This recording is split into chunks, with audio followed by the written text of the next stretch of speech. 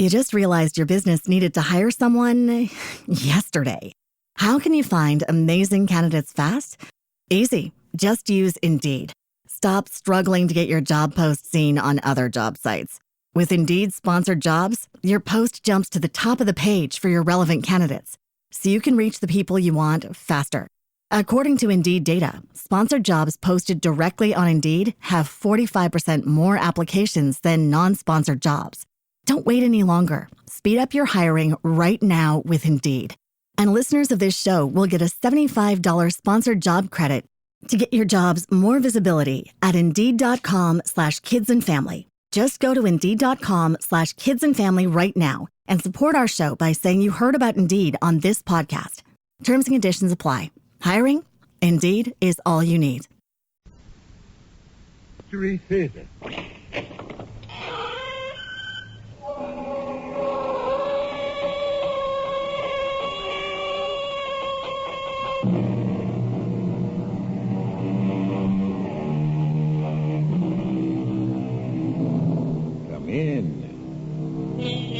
Welcome.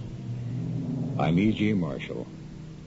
It's been said that you can always recognize a werewolf simply by shaking hands. If the handshaker has hair on the inside of his palms, QED, a werewolf. Of course, this is an old wives' tale. As for me, I'm perfectly willing to accept the fact that the whole idea of werewolves was absurdly exaggerated by the superstitious during the Middle Ages. However, I would like some explanation of the concept everyone recognizes today, of the subconscious, something inside a person which can take over and utterly control a person's mind and actions, particularly under great stress. Get it off me! Get it away! I see the damn thing. It's a wolf. I'll kill it. Don't shoot, man. Don't shoot. Or be prepared to spend the rest of your life on your knees praying for the Lord's forgiveness.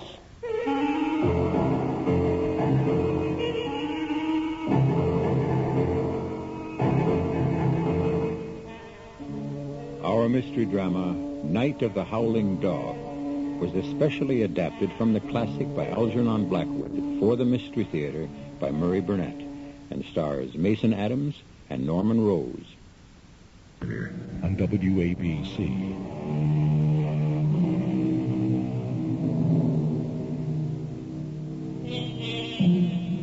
The pages of fiction are filled with surrogates passionately pleading the causes of other lovers to beautiful ladies.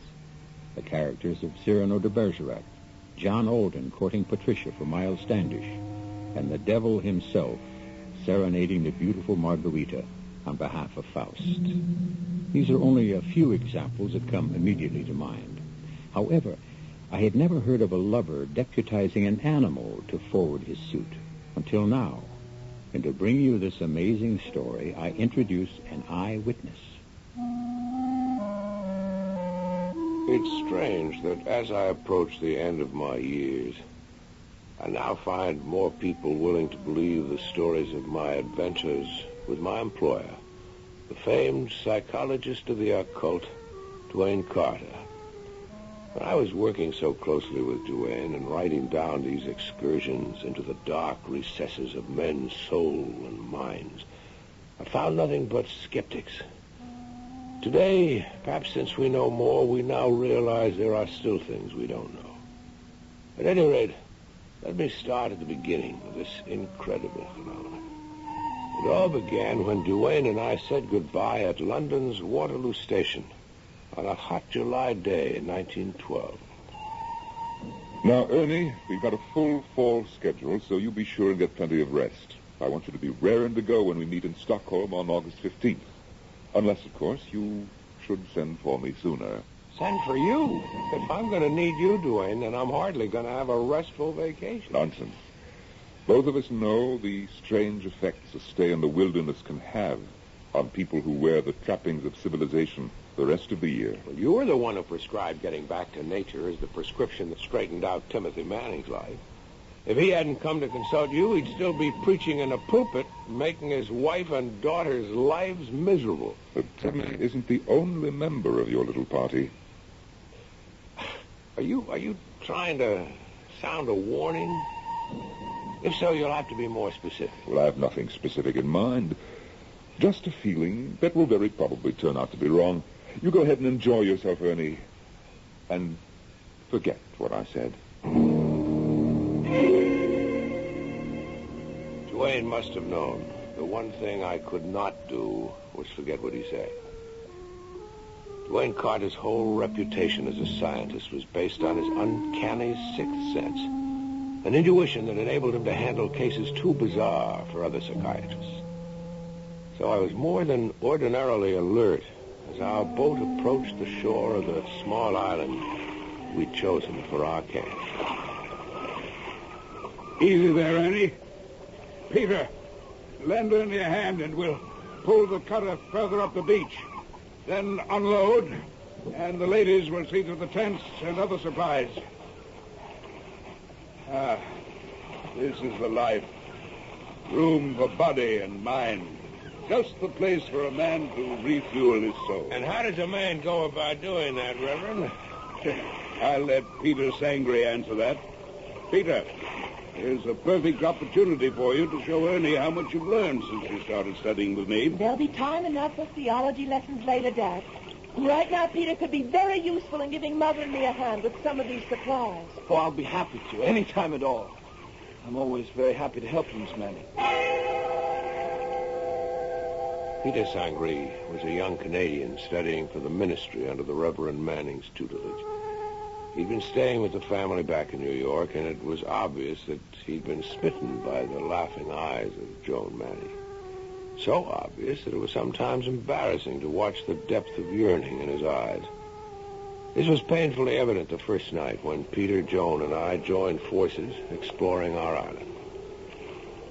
Well, I never realized the Baltic Sea had this many small islands so close to shore. So beautiful. The water's so calm. I wish we had the canoe. We could paddle to the other islands while we still have the northern lights. Good idea. You and Peter wait here, and I'll go across and fetch you. No, let Peter get the canoe. You and I will wait here. Oh, you bet. I'll be back as soon as I can. Well, Joni, what was that all about? You found me rude. Let's say very definite about not wanting to be alone with Peter. Oh, dear. It's very obvious then. I'm sure he noticed. I wouldn't worry about him, Joan. Surely you know he's madly in love with you, and you shouldn't feel upset if you don't like him. I don't dislike him. It's just that I see his eyes on me, seeking, even demanding, and I'm afraid he might do or say something that would lead to unpleasantness. You, Joan Manning, the fearless, frightened? Listen, I'm serious. There's something about Peter that makes me feel creepy. Something I don't think he knows himself. I'll confess it draws me, attracts me, but at the same time it makes me afraid. Joan, I don't know whether you're trying to tell me you're afraid of Sangre or something in you. My heart tells me there's something in Peter Sangre. Something buried deep inside him. Something dark and perhaps even dangerous. And I'm desperately afraid and desperately curious. How long has Peter been studying for the ministry with your dad? Almost a year? This is the first time that you've had this feeling about him? Yes. It only happened since we came here, away from New York and civilization. It seems almost what he's been waiting for. What we've both been waiting for. The business of setting up camp for the first few days relegated that strange conversation to the back of my mind. But the Reverend Timmy brought it back sharply with a strange prayer one night. We give thanks to you, O Lord, for our safe arrival.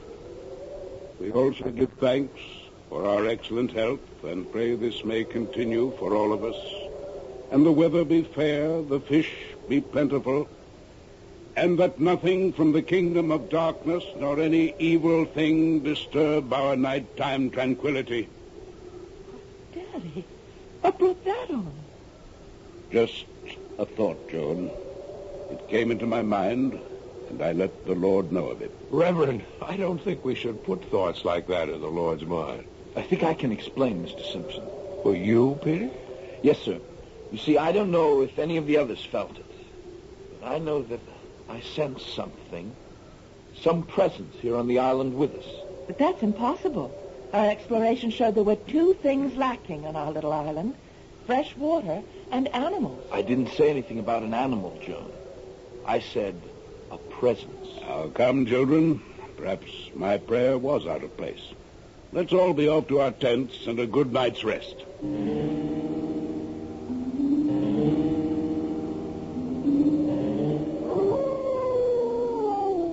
Who's that? Who's there? Whoever it is, let's not play tricks. I know someone's trying to frighten me. I'm coming out and see whoever it is that's playing this childish game.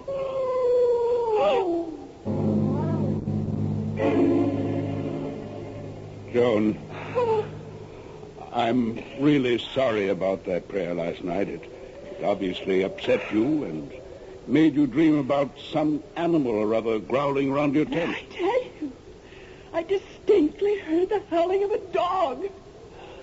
Didn't anyone else hear it? Well, of course not. No one else heard it because you dreamed it. Because of the lack of water, there's not an animal of any size on the whole island. You know we have to fetch our water from that little island across the way. I know what I heard. And it wasn't a dream. Well, there's nothing to prevent some animal from swimming over. A deer, for instance, might easily land in the night and decide to take a look around. Oh, look, Mr. Simpson, I'd like you and the other men to come along with me. Mother, you stay here. You've already seen the tracks. And I want Daddy to apologize to me and admit that I'm not having bad dreams. All right, now. There, look. Look at those marks on the outside of the tent. Are you going to tell me that they're not animal tracks? Certainly they are. These tracks appear to have been made by some type of fairly large animal. I apologize. I'm sorry I doubted you, darling. Oh, Daddy, I'm so frightened. I'm just plain scared.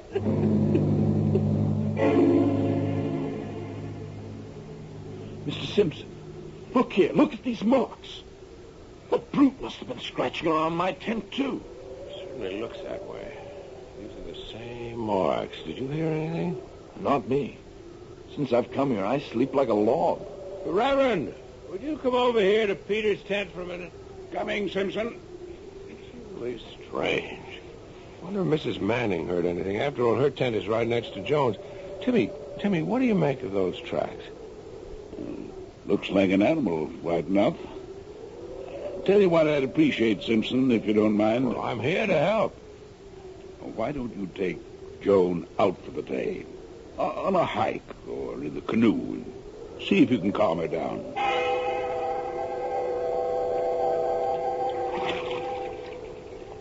I thank you for taking me on this canoe trip today. But I know Dad suggested it. That's right. But I thank you anyway. It's kind of you. Have you noticed any change in our friend Peter Sangre? You mean his attitude towards me? Good Lord, no. If anything, his devotion has become even more obvious. What do you mean, changed? Well, he seems much more self-reliant, almost as if I don't know how to put it, but almost as if this is where he belongs. So you sense something strange about him, too? No, not strange. It's just that he seems to fit in better here than when I first met him. He's more confident. He's surer of himself. Yes, I felt that. And the more confident he gets, the more frightened I get. For the next few days and nights, there was no excitement. And our camp life seemed to have settled into a routine. Until one night, the quiet was shattered by screams coming from Joan Martin's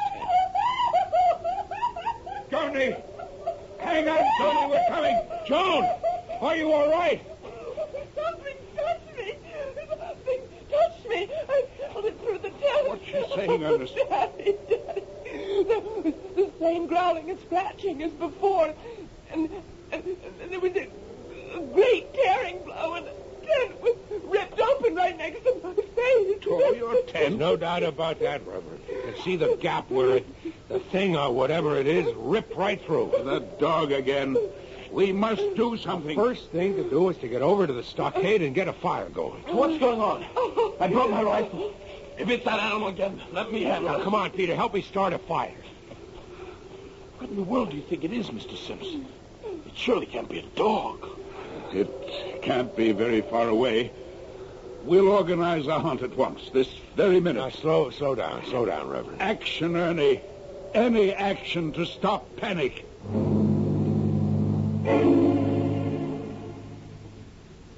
We've gone over every inch of this island, and there's no living creature on it besides ourselves. Peter's right, Reverend. Not even a squirrel could have gotten by us. All right. I know what it was.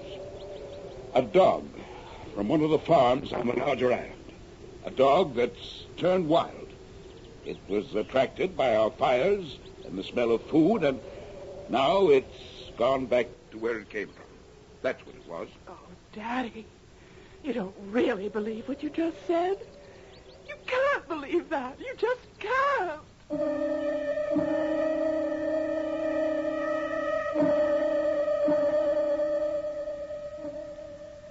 Occultists insist that events have souls. Souls given to them by the emotion and thoughts of those concerned with them. This in itself is a terrifying concept, because I can think of the souls of some events that must have shriveled with terror and agony that's indescribable. I'll be back with Act 2 and the very strange events on the Baltic Island in a moment. On WABC.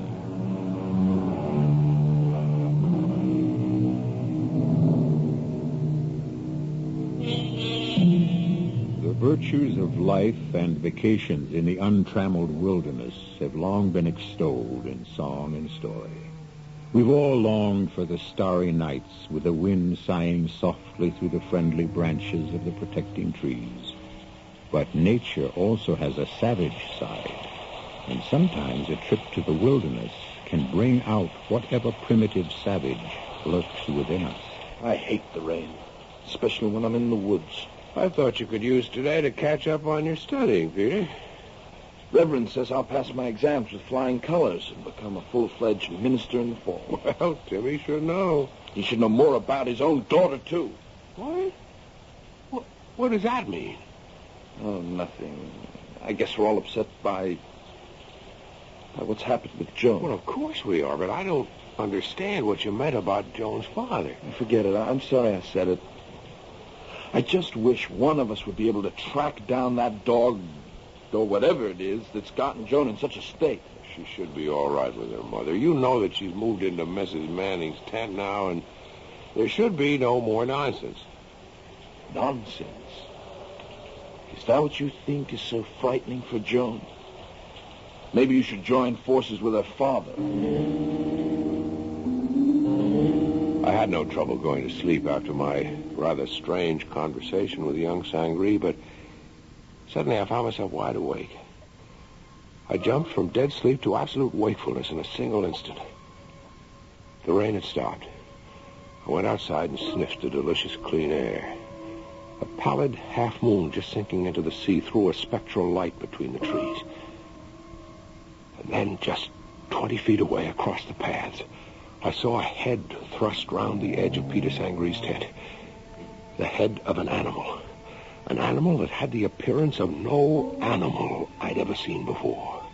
Terror struck me. I knew it was the animal. And as I watched, riveted to the spot, the thing turned, slipped between the trees, and vanished. Wake up, Peter! Wake up! Well, Peter, come on. What is it? Peter, come on. The beast. The beast has been here in your tent. I swear it was about to leap at your throat. What are you saying? Let's not waste time. Quick, get your gun before Joan is attacked. Joan? Oh, yes, all right. Yes, let's get over there. I'm with you. Yes, I see the tracks. It's a wolf. That's what it is. A wolf lost among the islands and starving to death. Desperate. I don't think so. It was unlike any animal I've ever seen. Whatever it is, it must be killed. Joan must be protected. I'll sleep all day and sit up all night and shoot the beast the minute I see it. No, No, I don't think this is anything that we can deal with. I have a better plan. I'm going to send for the one man I know who can help. Dwayne Carter. He will know what to do. Dwayne Carter? The psychic doctor? Yes. Then you think, what, it's something of that sort? I am certain of it. Although nothing Dwayne Carter ever did took me completely by surprise. I was astonished to find a letter care of general delivery in the Wax Home post office. It was from Carter, giving a Stockholm address and stating that a phone call would bring him to Wax Home that same day. And so that night, Dwayne Carter joined us on the island. And after dinner, with Peter also sitting in, I told him of the strange events.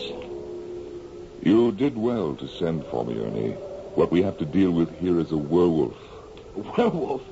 Oh, surely these things are... Rare enough, I'm happy to say, Mr. Sangree. Now, you say that no one has been injured so far. No, surely there can't be any question of this poor, starved beast injuring anybody, can there? I hope not. But what makes you think the creature is starved? What? I can't tell you. Except that I felt from the beginning it was in pain and starved. Although why I feel this never occurred to me until you asked. You really know very little about it, then? I really know nothing at all. Nothing. Help! Get it off me! Keep it away! Oh, please! There it is. Let me take a shot at it. No, don't shoot, Rep. Help your wife take care of your daughter, and then meet Ernie and me at the stockade. How is Joan? Oh, the beast tore her arm. Thank the Lord my wife woke up and the thing ran off. But it's not serious. Well, that's something to be thankful for. Here's your coffee. Thanks. This will be our last breakfast on this cursed island. We'll strike camp and get away today. I think, Reverend, for the safety of all concerned, it would be better not to leave the island just now. Both Mrs. Manning and I are grateful for your presence, Dr. Carter. But I can't help thinking that perhaps all of our problems would have been solved if you hadn't stopped me when I had the brute in my gun sights. Had you fired, and had you killed the thing, you would have committed murder. Murder? Well, now you've got me completely confounded. How can killing this thing possibly be murder? Well, this thing, as you refer to it, Reverend, is a man. One of this camping party. A man gone savage. Well, I saw the thing. That was no man. That was a dog or a wolf. Of course. You see, this is a case of modern lycanthropy. Lycanthropy? Werewolves? Those superstitions of the Middle Ages can have no actual significance today. We are face to face with a modern example of what I believe has always been a profound fact. Fact? Oh, come now, Dr. Carter. You've heard of the astral body, or as I prefer to describe it, the fluidic body. It has the power, under certain conditions, of projecting itself and becoming visible to others. Well, aren't you talking about two different things altogether, Doctor? An astral body is something people can accept because it's a human form, not an animal. Yes, that's true.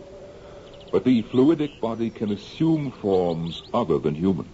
And such forms will be determined by the dominating thought and wish of the owner. You've lost me. You've never really understood the effect of this primitive camping life upon all the members of your party. Old instincts, deeply buried in the subconscious. Instincts no one ever dreamed they had, suddenly come forth in a primitive setting. Well, I'm honestly trying to follow you, Doctor, but ancient instincts and atavism are terms which hardly explain a roaming animal with teeth, claws, and a thirst for blood. That last is your term, not mine.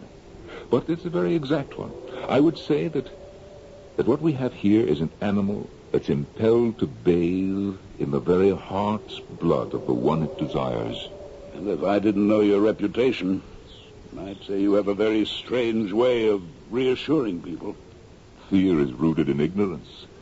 Reverend, let's suppose that an extremely sensitive young man has fallen very deeply in love with your daughter. Back in New York, this moonstruck young fellow isn't taken very seriously by Joan, and he knows it. Nevertheless, he loves, and he knows that, too. Does he know what you're trying to tell me? If you're asking if he's conscious of the change that comes over him, no.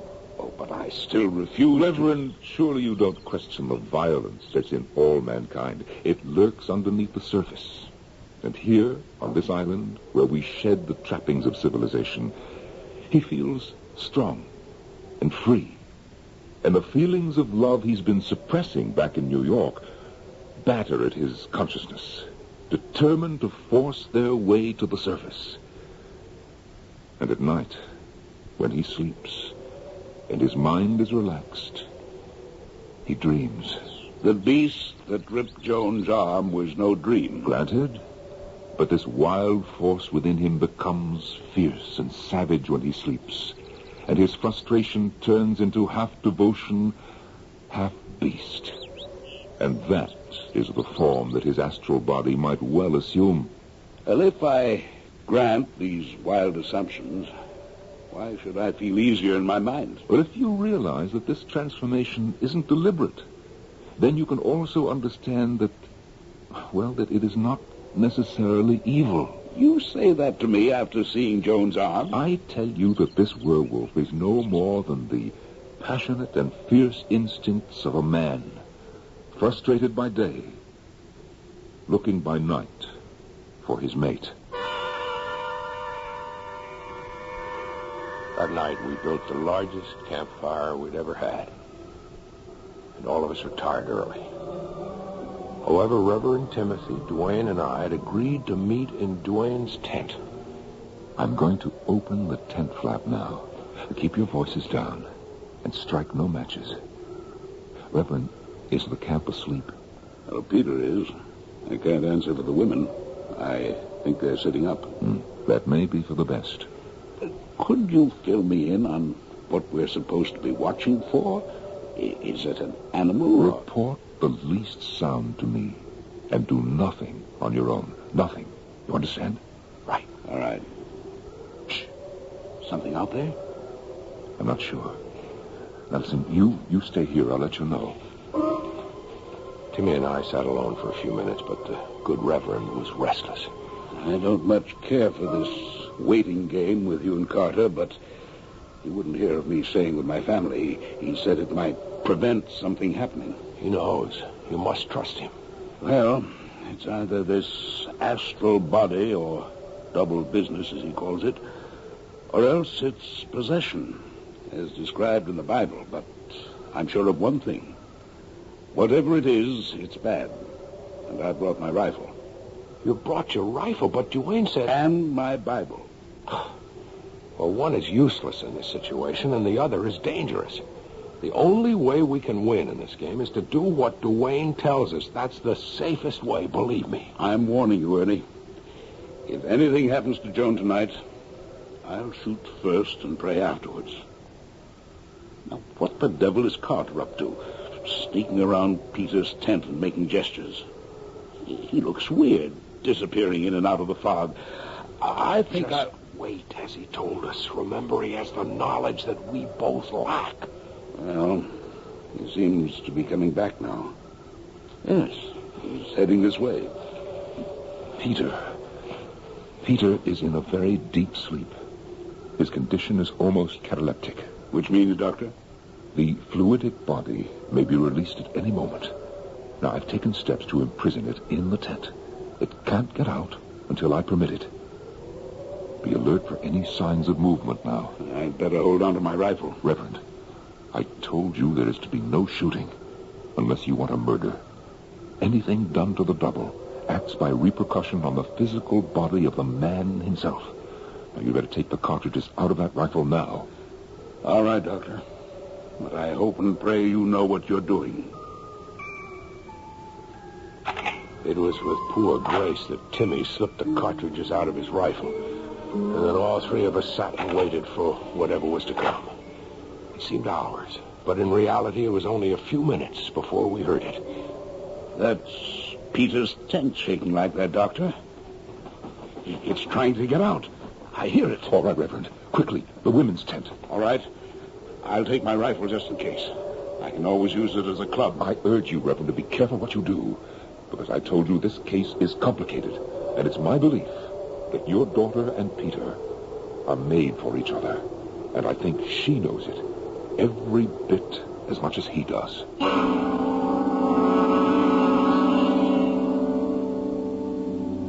Men in love have been known to do foolish things. An English monarch gave up a throne for love. And we've heard of men who turned themselves inside out just to please their beloved. But for me, at any rate, this is the first time I've heard of a lover turning himself into a werewolf. I'll be back with Act 3 in just a moment. Theater returns on WABC.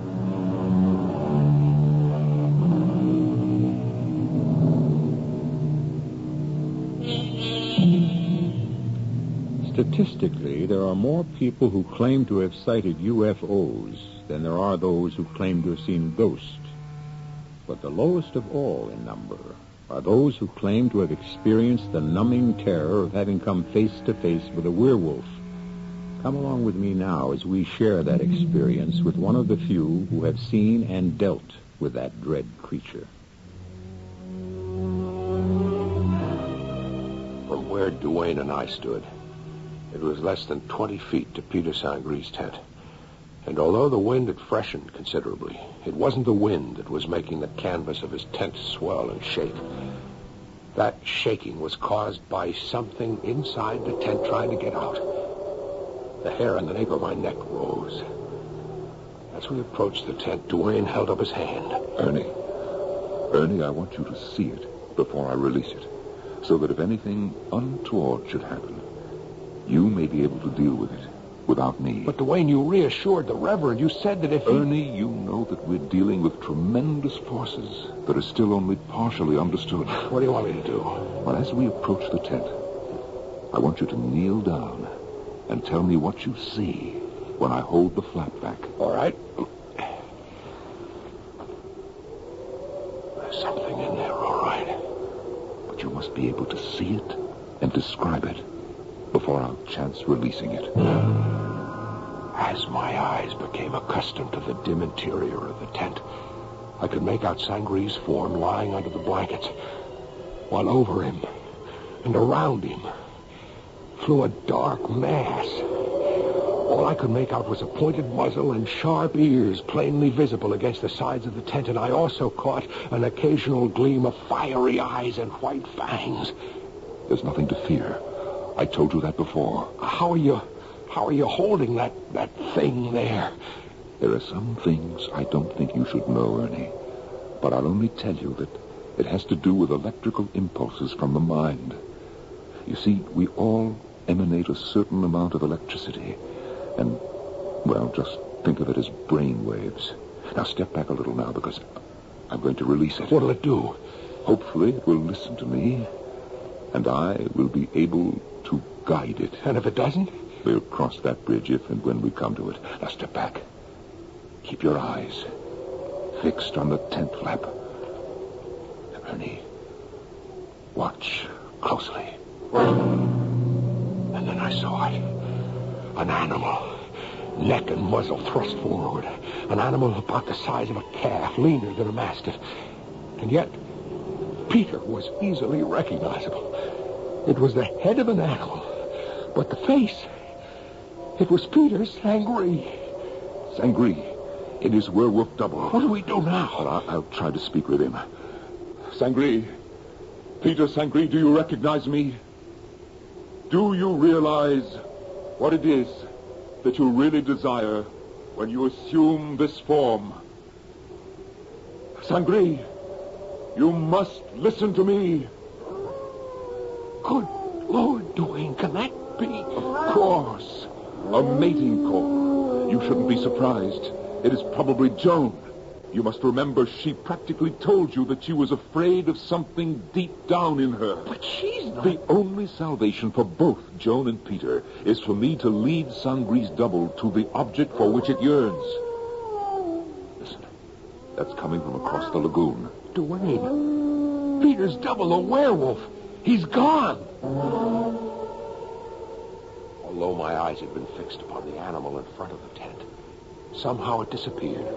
One moment it was there, muzzle lifted, sniffing the wind, and then it was gone, like a thing of the wind and a trick of vision. Quickly, Ernie, start following through the trees. Where will you be? I must check out Peter's tent. Why? What for? To make sure that his werewolf double cannot return until I permit it. I'll join you in a few moments. After circling Peter's tent, Duane caught up to me and we ran at full speed through the woods, always guided by the now fairly loud howling. And then suddenly the trees fell away and we were on the edge of the lagoon. And there, sharply defined against sea and sky, Joan! Stand still and remain quiet. But there's something wrong with her. She looks half asleep. She is fully asleep, and we must not wake her. What are you saying? She's sleepwalking. If we wake her, the shock might injure her permanently. But the werewolf, what will... She's on her way to meet him. You see, she's been irresistibly drawn to him from the beginning. Well, then how do you explain the torn tent the other night and the wounds on her arm? Wasn't she asleep then? Not deeply enough. She awoke and was terrified instead of pleased. Now, however, she's in a deep enough sleep to throw off the conventional shackles of civilization that have bound her and admit this man is her mate. Then she really loves Peter? Yes, profoundly. The canoe just coming around the point, isn't that Reverend Timothy? Yes, it is. What's he doing here? Probably following Joan. At least he had the sense to take the canoe and not wake her. Well, what will he do when he... Ernie, you're right. We're going to have to warn him. That's too late. There goes Peter's double. Quick, get to Joan. The Reverend's got a gun. But you made him unload it. He's got hold of a pistol. Stand aside, Joan. Out of my line of fire. Put that gun down, you fool. Put it... Oh, idiot. Ernie, get to Joan. Help her. What are all of you doing here? Where's Peter? Where is he? Oh, thank the Lord. Joni, you're all right. Where'd Peter go? He disappeared so suddenly. He cried out that he was hurt. We hope that he wasn't hurt seriously. I hope the brute's dead. Don't ever say that, Reverend. Unless you want murder on your soul. Murder? Why do you use that word? If anyone's done anything to him, then he's done it to me, too. Because Peter is... I know, my dear. He's your love. And I think we can bring him to you. Or perhaps you to him. But we must go to your tent and wait for me. Now, Ernie, take care of her until I get back. Reverend, you better come with me. While Duane and the Reverend went off together, I helped Joan back to her tent. You must let me go to him, Mr. Simpson. I know he needs You me. heard Duane. He said we should wait for him. I didn't know until tonight. That you love Peter. Yes. Duane knew that days ago. That's why we were there watching tonight and hoping that everything would go as we thought. And I think it would have, but for... Go on. But for what? But for an unfortunate happening. It was my father, wasn't it? Now, Joan, I think you should stay calm. It was Dad. He did something that... Something that hurt Peter. Hurt him badly. And now he's lost, and so am I. You mustn't despair. Everything will be different when Duane gets here. Oh, where is he? I think he's with your father, and I believe that they're both looking for Peter. Oh, we should be helping him. Sometimes, Please. Joan, we help best by doing nothing. Oh. Trust me, Joan. Trust Duane. I'm sure that he'll be able to handle this.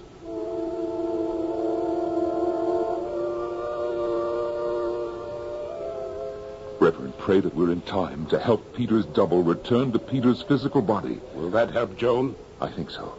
Now, hold it. Now what? He hasn't been back to the tent.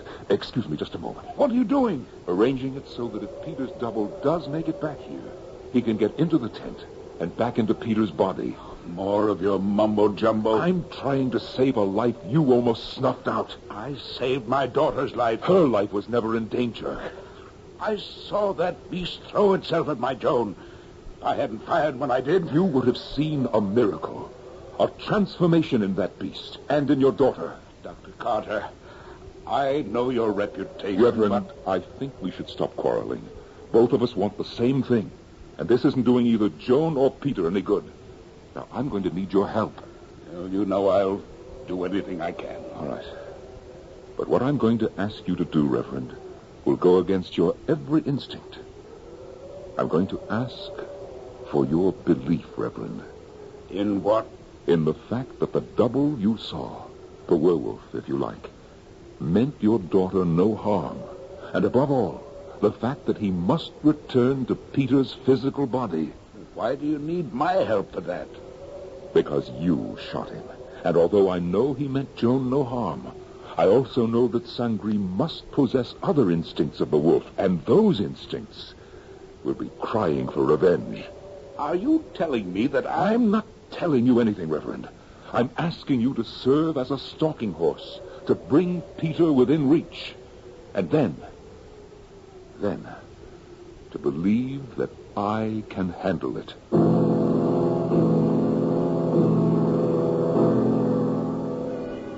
Now, Reverend, you're not going to have any second thoughts about being unarmed. I gave you my word, Carter. Let's get on with it.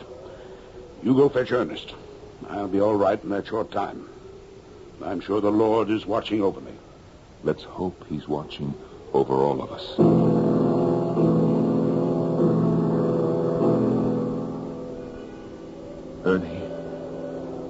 Ernie, come on out. Did you find Sangri? Not yet. How is Joan? She's restless. She's unhappy, but I think under control. Oh, good.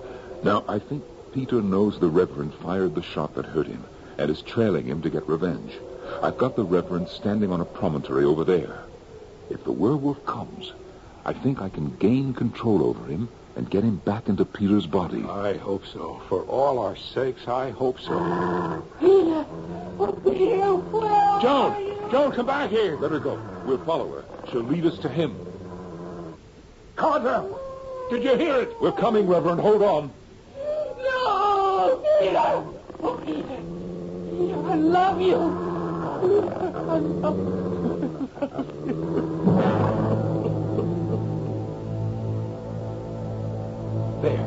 There it goes into Peter's tent. Let's hope it's in time. What about the Reverend? Joan will take care of him. Peter's the important one now. He's alive. Yes, but look. Those marks on his face.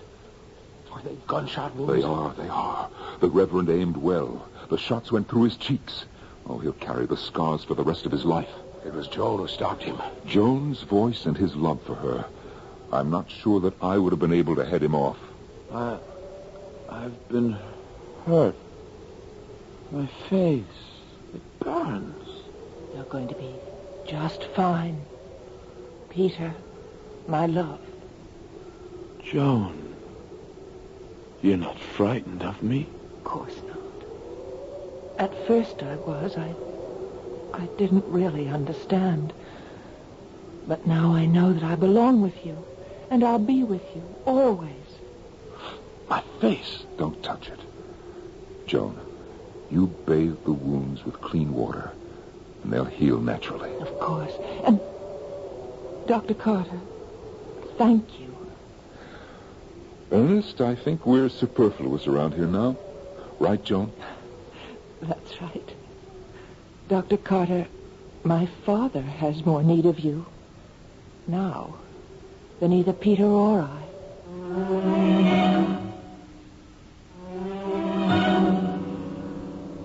And Joan's words proved to be true and not true. As Duane and I came close to Timmy's tent, we heard a voice, the voice of a man praying fervently, praying to his God for forgiveness.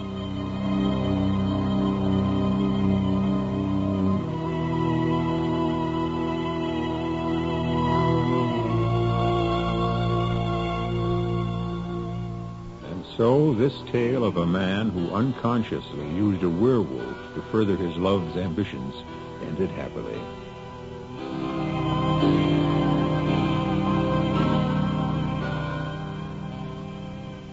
And I no longer flaunt my skepticism. However, I must in all truth say that it's not really the recommended way to go courting, even in today's permissive atmosphere.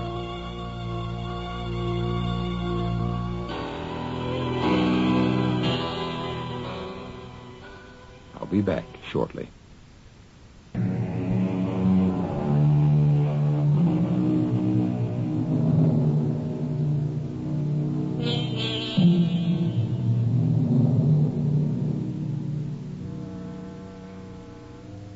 Magicians are well aware that people love illusion.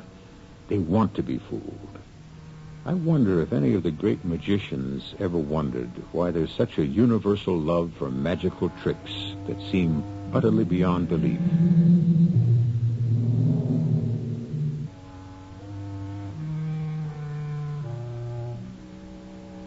It's my fancy that we love illusion because we live in hopes that someday something magical will happen to all of us.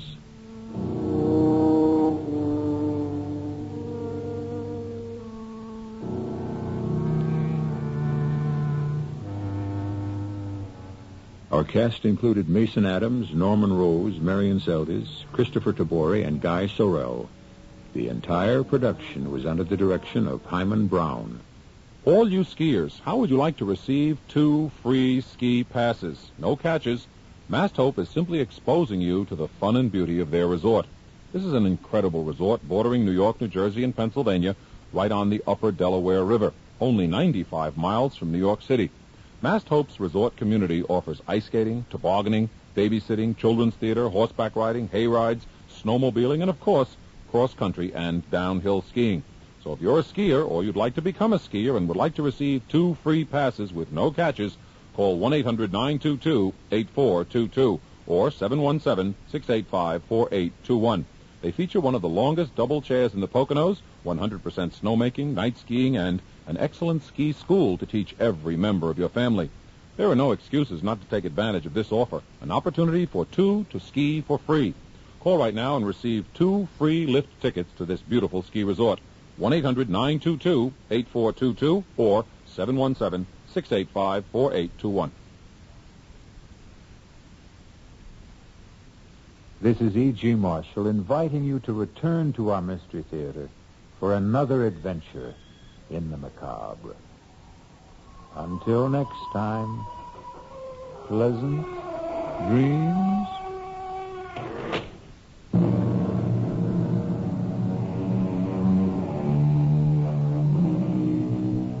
WABC, New York. It's 10 o'clock. From ABC News, I'm Ashley Martella. In just 6 short weeks, Egon Krenz made history. He was the East German leader who opened the Berlin Wall. But now the book on Krenz is closed. He quit today along with his 10-member Politburo and the 163 members of the Policy-Making Central Committee. He pledged to end government corruption, but it did not pacify the masses who demanded his ouster. More from ABC's Julie Flint in East Berlin. Krenz, who only last week vowed not to resign, has been party leader for less than 2 months, and in that time had made almost frantic efforts to present a new face. He moved out of a luxury villa into a suburban home that resembled nothing so much as a bunker, and he took action against former party leader Erich Honecker and several other senior figures accused of corruption. But he was unable to shake off his image as a hardliner.